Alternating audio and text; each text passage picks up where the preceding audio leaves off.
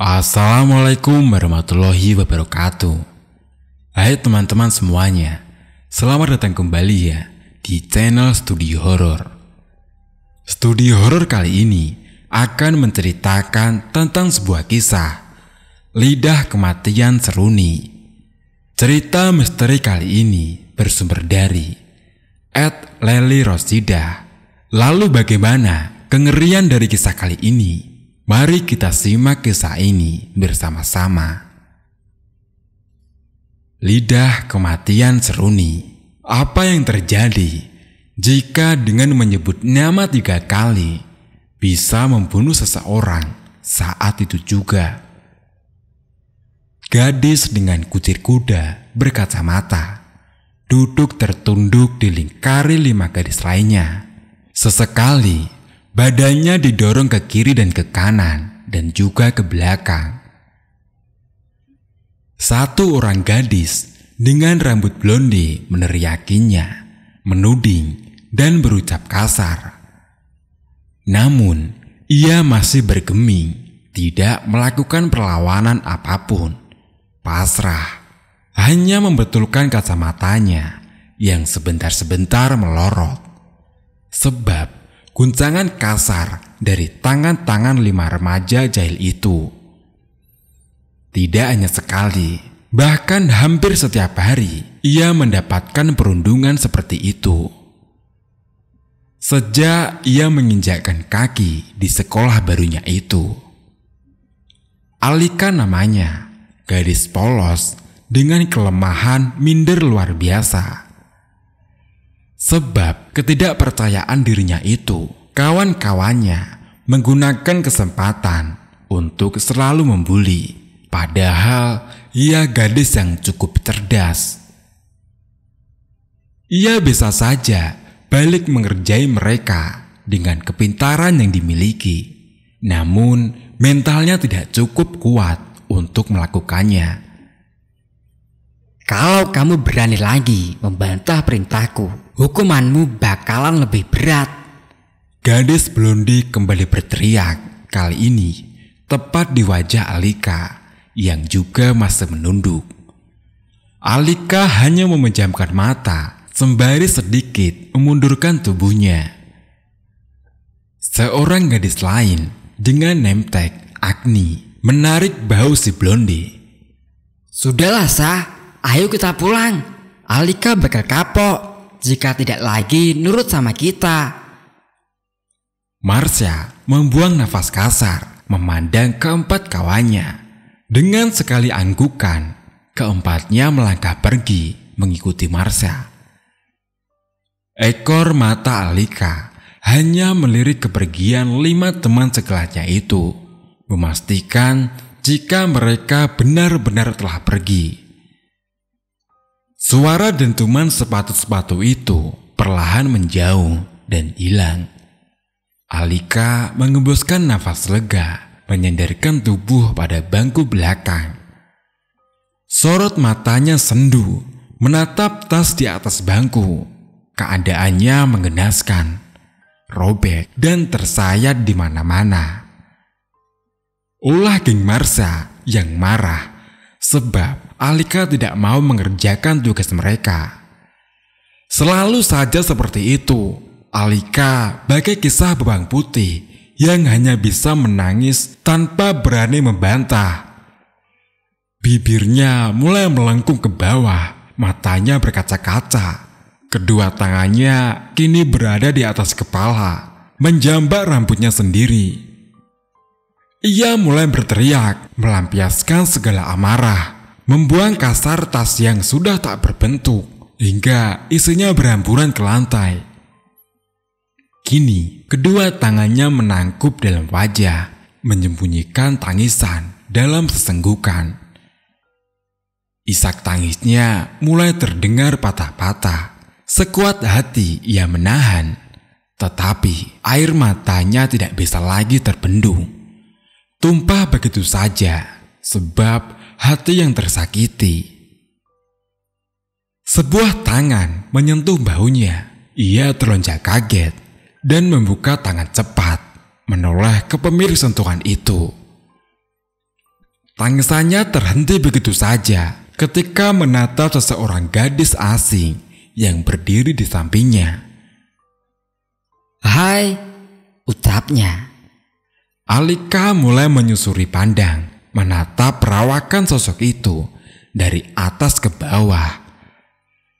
Gadis itu berseragam SMA seperti dirinya, rambutnya panjang sepunggung dengan baju yang sedikit kebesaran. Mirip seragam yang dipakai ibunya dalam bingkai foto di kamar sang ibu. Gaya khas gadis pada masanya. Alika mulai melihat name tag di dada gadis itu, Seruni. Nama itu yang tertera di sana. "Hai juga," Terbata ia menjawab, secepatnya mengusap buliran bening yang membasahi pipi itu, berusaha tersenyum. "Boleh aku duduk?" Pintanya dengan lembut. Ia hanya mengangguk, membiarkan gadis itu menempatkan diri di sampingnya. Mata Alika tidak beranjak sedikit pun dari sosok yang dirasa begitu misterius itu. Seruni terlihat seperti gadis 90-an, dandanan rambutnya, gaya pakaiannya, bahkan nama dan wajahnya. Sungguh mirip dengan gambar-gambar yang ia lihat pada album foto milik ibunya. "Apa kamu murid di sekolah ini juga?" Pertanyaan itu muncul begitu saja pada bibir Alika. Ia terlihat semakin penasaran. Seruni mengangguk dengan mengulas senyum simpul. "Aku tahu kamu sedih karena perlakuan dari teman-temanmu kan? Aku bisa menolongmu." Tangan Seruni meraih jemari Alika, menggenggamnya dengan lembut. Seketika Alika menariknya dengan kaget, sebab usapan Seruni terlihat begitu dingin.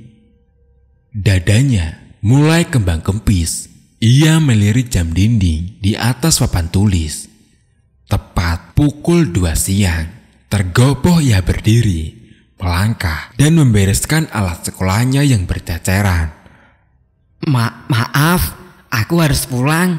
Ibuku bakal marah kalau aku pulang terlambat," ucap Alika sembari sibuk menata buku dan mengamitnya di dada. Ia mengibaskan tas yang sudah tidak layak dengan wajah kesal. "Cukup sebut namaku 3 kali jika kamu ingin membalas mereka." Alika menoleh seketika, mendapati wajah datar Seruni yang menatap tajam tas dalam genggamannya. Tenggorokannya bergerak dengan pelan menelan ludah, melihat wajah pucat Seruni tanpa ekspresi. Ia berdiri dan membentulkan gagang kacamatanya. "Tidak perlu, aku sudah cukup terbiasa dengan semua ini. Terima kasih." Terburu, gadis berkutir itu pelangkah meninggalkan Seruni yang bergeming dengan tatapan kosong. Ia bergidik mempercepat langkah keluar kelas, membuang tasnya dalam sampah depan kelas. Alika kembali menengok keadaan kelas melalui jendela kaca. Ia mengerit. Tidak ada lagi sosok Seruni di sana.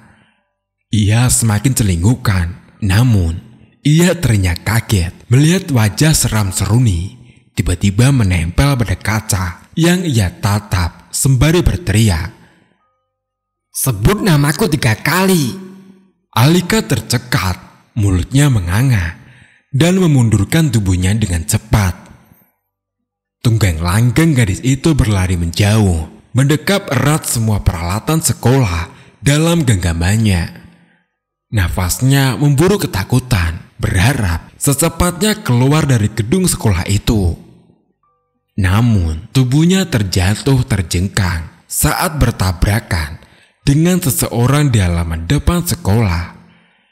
Buku-bukunya pun kembali berserakan. Dasar manusia culun, gak punya mata ya?" Alika masih bersimpuh melihat sosok yang ditabraknya.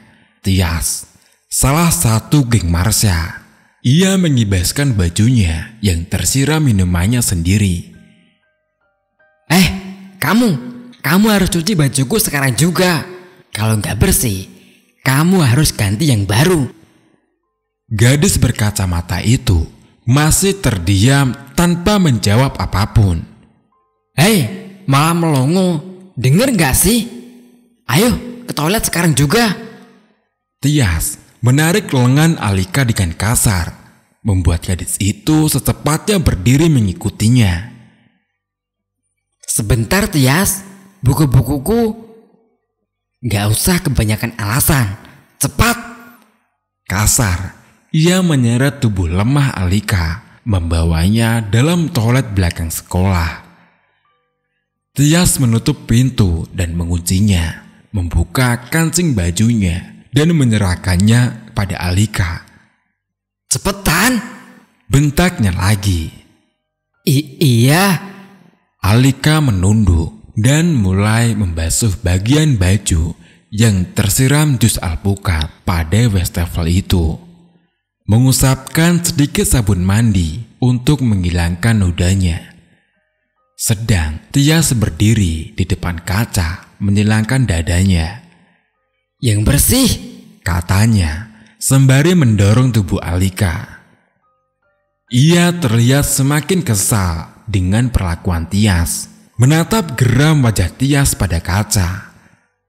Tanpa sengaja, mulutnya bergumam dengan sendirinya. Seru nih. Ngomong apaan sih? Nggak terima. Alika hanya diam, terus mengucek baju Tias, menundukkan wajah semakin dalam. Ketika dirasa telah bersih, ia memberikannya pada Tias, lantas pergi meninggalkannya tanpa berbicara sepatah kata pun. Ia seolah berharap semoga Seruni benar-benar bisa membalaskan dendamnya. Suara ayam berkokok tanda pagi menjelang. Alika membuka mata saat merasakan sorot cahaya matahari yang menembus kaca jendelanya. Ia mengulas senyum dan memeluk gulingnya dengan erat. Gedoran kasar pada pintu tidak membuatnya kesal seperti biasa. Omelan ibunya pun ia anggap angin lalu. Perlahan ia bangkit dari tidurnya, menggeliat ke kanan dan ke kiri, meretakkan tulang-tulang pada tubuhnya. Ia menatap wajahnya pada pantulan cermin lemari di depannya. Dahinya mengerit, tersenyum sendiri. Celoteh sang ibu membuatnya beranjak dari kasur dan mempersiapkan diri menuju sekolah. Tanpa bantah, ia pun bergegas. Seperti biasa, karena jarak sekolah yang tidak cukup jauh, ia berjalan kaki sendiri, melewati gang-gang sempit dan kos-kosan kumuh untuk menyingkat jarak. Neng cantik, sendirian aja nih, boleh abang temenin? Kalimat seperti itu selalu mengiringi langkahnya yang terbirit. Takut, ngeri, acap kali membuatnya tidak tenang. Beruntung kali ini ia hanya ditegur. Kadang ia mendapati lelaki-lelaki usil yang berusaha mendekati. Jurusnya hanya berlari sekencang mungkin untuk menghindar. Sampai di depan gerbang sekolah, gemuruh siswa dan orang-orang membuatnya penasaran. Ia mendesak masuk di antara kerumunan manusia yang celingukan seperti dirinya itu. Dilihatnya beberapa mobil polisi dan ambulans dalam halaman sekolahnya. Tidak ada yang boleh masuk kelas. Halaman sekolah kini serupa lautan manusia linglung tanpa penjelasan. Semua siswa bertanya-tanya apa yang sebenarnya terjadi. Dilihatnya Marsha and the Gang di pojok gedung. Mereka saling peluk, menangis tersendu. Bibirnya mulai bergumam menghitung. 1, 2, 3, 4. Di mana sih Tias? Ia terlonjak kaget ketika mendapati petugas berseragam putih menarik brangkar dari belakang gedung. Di atasnya, tubuh Tias terbaring dengan keadaan pucat membeku. Alika membungkam mulut, menggelengkan kepala. Ia tidak percaya. Suara jeritan Marsha dan kawan-kawannya kini menjadi tontonan tunggal seluruh siswa. Wajah semua orang terlihat sendu antara ngeri dan haru. Sekali lagi, ia bergumam sendiri. Kaukah itu Seruni? Alika berjalan terhuyung pada sebuah bangku depan kelas. Perlahan duduk dan menyenderkan tubuh di tembok. Raut wajahnya masih saja bingung. Benarkah apa yang terjadi dengan Tias akibat lidahnya yang sembarangan menyebut Seruni? Ia seakan merasa ini terlalu berlebihan. Gadis itu terus melamun dengan tatapan kosong, seolah menyesali perbuatannya. Suara pada speaker sekolah mengagetkannya. Sebuah pengumuman bahwa hari ini sekolah diliburkan. Dalam sekejap, gerombolan siswa pada halaman sekolah kini telah menyerut pergi, meninggalkannya sendiri menatap gerakan petugas polisi, rumah sakit, serta guru-guru yang bercakap pada ketiga sahabat Tias. Seperti mengulas keterangan tentang kejadian hari ini. Dilihatnya Marsha dan 3 gadis itu yang tengah diinterogasi oleh polisi. Gerakan tubuhnya kini semakin tidak tenang, seolah takut jika ia akan dihujani pertanyaan seperti mereka. Ia mulai berdiri dengan cepat, melangkah pergi, berharap lari dari kenyataan. Namun, sebuah suara menghentikannya. Ia tercekat, tidak berani memalingkan wajah. Alika, kemari sebentar. Ia memejamkan mata, mendengar suara Pak Haris, sang wali kelas. Perlahan, ia memutar badan. Ia mendapati Pak Haris, ibu kantin, bersama 2 orang polisi di belakangnya. Iya Pak, iya. Tangannya gelisah, memilin-milin tali tasnya. Benar sekali Pak, dia yang kulihat terakhir kali bersama Tias. Suara ibu kantin membuatnya melongo. Mari ikut kami. Seorang polisi mengangguk menatapnya. Alika masih terdiam, tidak berkutik. Bukan saya Pak, bukan. Swear, saya hanya menyuci bajunya saja. Pak Haris mendekat padanya, menarik bahunya dengan lembut dan membawanya menuju kantor. Setelah menjalani beberapa pertanyaan, Alika sudah boleh pulang. Ia lega ketika mendapatkan keterangan bahwa Tias meninggal karena penyakit asma yang dideritanya. Ia ternyata terkunci pada bilik toilet. Mungkin terlalu lama ia berteriak hingga asmanya kambuh tanpa ada yang menolongnya. Ketika keluar dari pintu kantor, wajah keempat sahabat Tias sudah menatapnya dengan tajam. Alika menunduk dan melewati mereka begitu saja. Sosok Marsha seketika menghadang jalannya. Ia membelokkan badan ke kiri. Kini, Agni yang berdiri di depannya. Ia memutar tubuh ke belakang. 2 teman lainnya menyilangkan dada. Apa yang kamu lakukan pada Tias? Sorot tajam Marsha mengintimidasi, membuatnya gemetaran. Suara Pak Haris dalam kantor membuat keempatnya celingukan. Agni segera menyeret tangan Alika keluar dari gedung sekolah. Di depan gerbang, tangannya dilepaskan dengan kasar. Alika mengerjit, mengusap-ngusap bekas cengkraman dari Agni. Dasar pembunuh! Semprotan Marsha mengejutkannya. Ia mulai didorong bergantian oleh Marsha and the gang ke segala arah. Kepalanya terlihat mulai pusing. Ia mulai berteriak dengan kencang.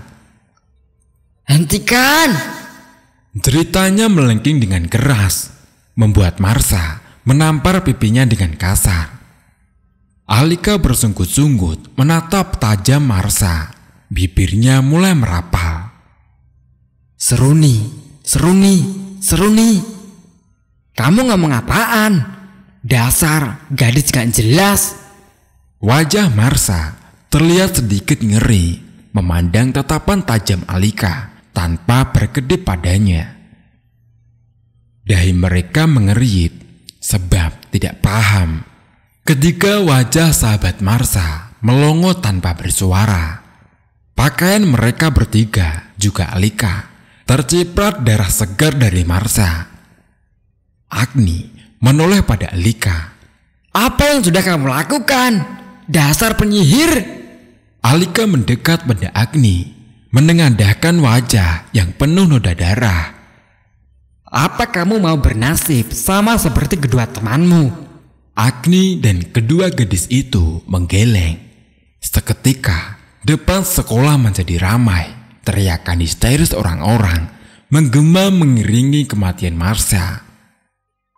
Guru, polisi, juga petugas rumah sakit yang masih berada di sekolah segera mengevakuasi mayat Marsha. Tanpa ada yang tahu, Alika berjalan cepat meninggalkan TKP untuk pulang. Di tengah jalan sempit, ia kembali bertemu dengan para pria penggoda. Apa yang terjadi denganmu, Neng? Sini, abang bantuin bersihin. Seorang pria penuh tato menarik lengannya. Tajam, mata Alika menatap pria itu, lalu berucap, Seruni, Seruni, Seruni. Pria yang lain keheranan melihat Alika, sedang lelaki di depannya tertawa dengan geli. Gadis SMA itu mengibaskan tangan si lelaki. Tiba-tiba, seekor anjing berlari dengan kencang, menghujani pria bertato dengan gigitan dan cakaran. Pria lainnya mencoba membantu, tapi tidak ada yang bisa melawan dari keganasan anjing gila tersebut. Alika menyilangkan dada melihat pemandangan mengerikan itu. Pria-pria itu kini bergedik ngeri melihat Alika. Ia mulai berjalan pelan meninggalkan para pria yang sibuk menolong kawannya itu. Hingga ketika beberapa meter, ia mendengar suara salah satu pria. Gun, jangan tinggalkan kami. Alika menyungging.